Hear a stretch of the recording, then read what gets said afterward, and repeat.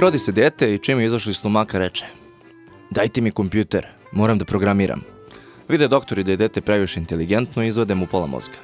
Dete se osvesti i kaže: dajte mi digitron, moram da računam. Doktori mu izvadi drugu polovinu mozga. Čim je došlo do svesti, dete pogleda oko sebi i reče: šta je? Što me gledate? Ajde svi lične karte da vidim.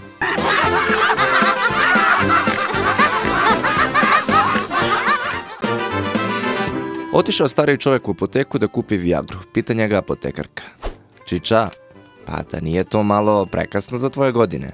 A odgovara on: ma, dete, ja to kupujem samo da ne bih piškio u cipele.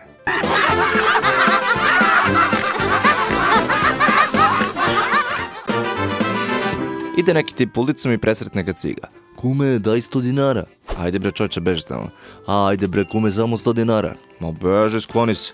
Ajde bre kume, nemoj da te bije maler. Ma beži bre čoveče, nem vremena. A na to će ciga: hej, malere, brate, aj dođi vamo.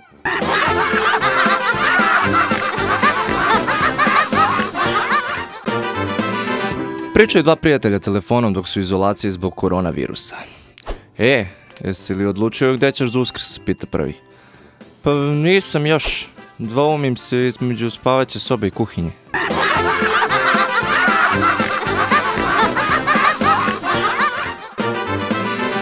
Došao otac malog Perice u školu na informacije i kaže njemu nastavnica: vaš sin je ceo test prepisao od najbolje učenice u odeljenju. Pita nju otac: a kako znate da je Perica od nje prepisao test, a ne ona od njega? Pa znam, tako što su im prva 3 odgovora identična, a u 4. je ona napisala ne znam, a Perica je napisao evo ne znam ni ja.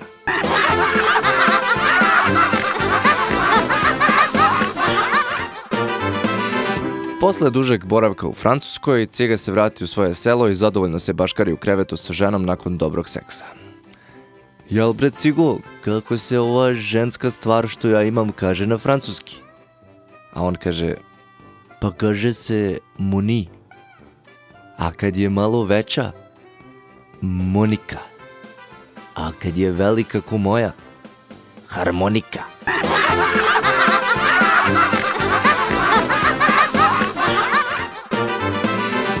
Priča deda unucima o tome kako je on bio noćni portir. I tako vam ja, deco, stojim na straži kad idu 2 Nemca. Deco, ja sam se skroz uneredio u gaćama. Kreće jedan od unučića: ali to su bili samo Nemci. A na to će deda: ma sad sam se uneredio, a tad sam pobegao.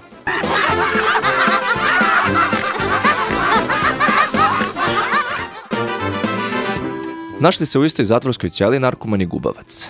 Narkoman samo sedi uza zid, ništa ga ne zanima, a gubavca sve nešto svrbi. Tako gubavca zasvrbi ruka, on je počeše, kad ruka otpadne. On se sagne, pokupi ruku, ode do prozora i izbaci je napolje. Posle nekog vremena zasvrbi gubavca i druga ruka, a on se očeše u zid, kad otpadne i druga ruka. Šta će, zagrize ruku, ode do prozora, baci je napolje. Narkoman sve to nezainteresovano gleda.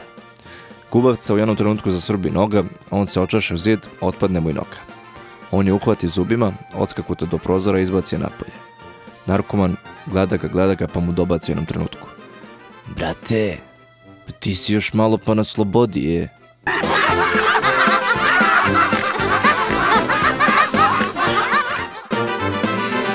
Upoznaju se 2 pandura, naš i američki. Pa kaže američki kolega: my name is Michael, I am policeman. Odgovara naš: ja sam Miljojko, ja sam polupismen.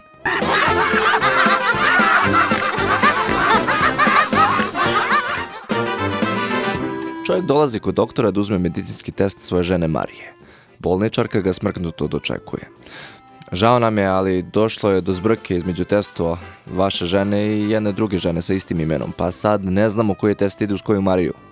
Iskreno rečeno, ne znamo ni da li je stanje loše ili je još gore. Pa kako to? A šta pokazuju testovi, pita čovjek. Pa jedan pokazuje Alzheimera, a drugi sidu. Pa ne znamo koja od čega boluje. Pa šta da radim? Pa doktor vam preporučuje da odvedete ženu u centar grada i da je tamo ostavite. Pa ako sama dođe kući, ni u kom slučaju nemojte da spavate sa njom.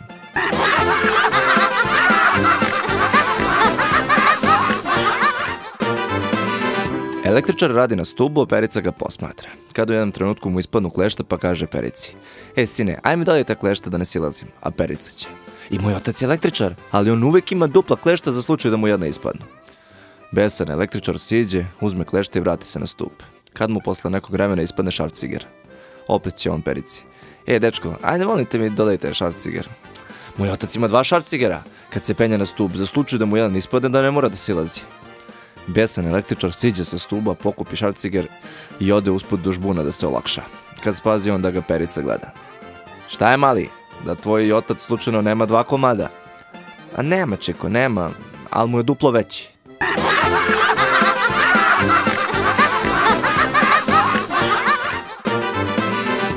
Došla 2 buduća policajca, Milan i Ivan, da polažu osnovni ispit. Prvo krenu da ispituju Milana. Postavljali su mu razna pitanja, ali on nije znao odgovor ni na jedno od njih. I na kraju ga pitaju: dobro, ajde, bar nam reci šta je za tebe domovina. On se zamisli pa reče: pa, domovina je za mene moja mila majka. Komisija zadovoljno reče: dobro je bilo, položio si. Napolju čeka Ivan, pa upita Milana kako je prošao na ispitivanju. Šta bi? Pa položio sam. Pa kako? Pa ništa, samo kad te pitaju šta je za tebe domovina, ti reci moja mila majka. Ulazi Ivan u prostoriju pred komisiju i nakon mnogo teških pitanja pitaju ga: dobro, hajde reci nam šta je za tebe domovina. A on: domovina je za mene Milanova mila majka.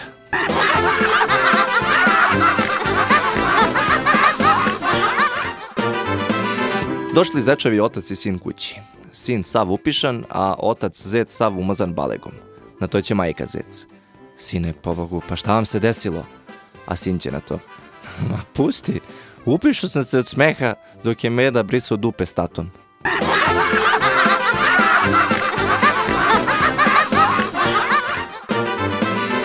Došla ciganka kod ginekologa i povela dete sa sobom. Doktor je pozivao unutra, klincu reče da ostane pred vratima. A nema veze ko sam doktor, neka ga dete, on sve zna te stvari, on uči to u školu, kaže ciganka. Tako lekar počeo da je pregleda, opipa joj grudi i pita klinca: šta sam sad uradio? Pregledao si joj limfne žlezde, kaže klinac. Nastavi on dalje pregled i sve vreme ispituje klinca, a mali sve tačno odgovara.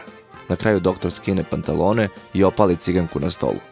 Kad je završio, pita klinca: i, šta sam sad uradio? Pa sad si dobio triper, zbog tog smo i došli kod tebe.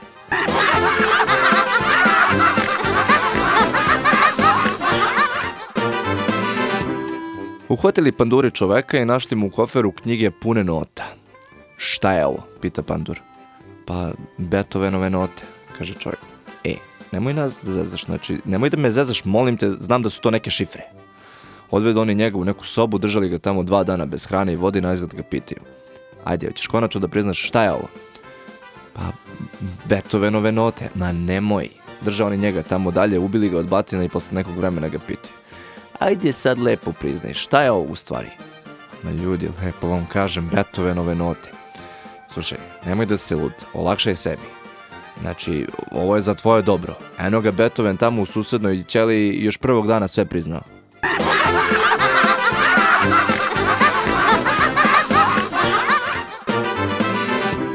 Dok nemuzikalna devojčica nemilosrdno udara po klavirskim dirkama, neko zakuca na vrata. Ona ne prekida svirku, već otvara vrata njena majka. Pred vratima stoje 2 pandura. Izvolite, šta treba, gospodo? Pita ih majka. Dobar dan, gospođo, mi smo dobili anonimnu prijavu da u ovom stanu neko zlostavlja izvesnog Chopina.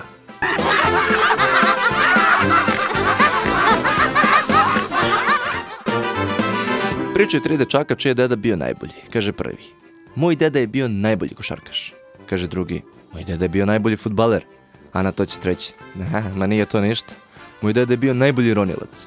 Pre 5 godina je zaronio i još nije izronio.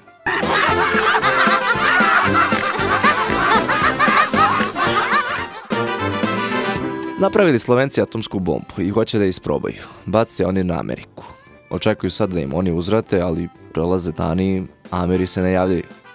Najzad pozove predsjednik Slovenije Trumpa i pita zašto ne reaguju, a ovim odgovara: samo da vas nađemo na mapi, pa teško vama.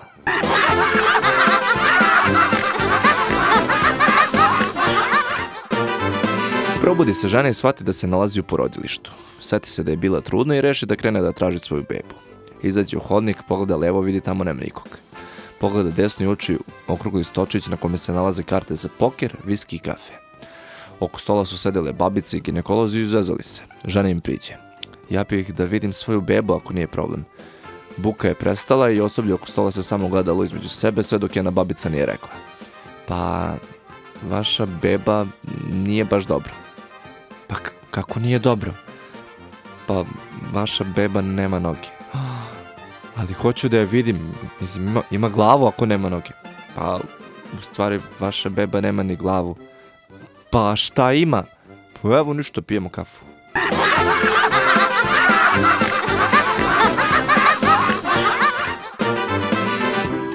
Upoznaju se dva čoveka u kafani i kroz priču jedan spomene da mu treba nadogradnja zuba. Ovaj drugi izvadi jednu veliku crnu torbu i počne da vadi sve proteze i vilice dok nisu našli pravu. Čovek isproba jednu vilicu i upita: A vi ste zubar? A ne, ja sam grobar.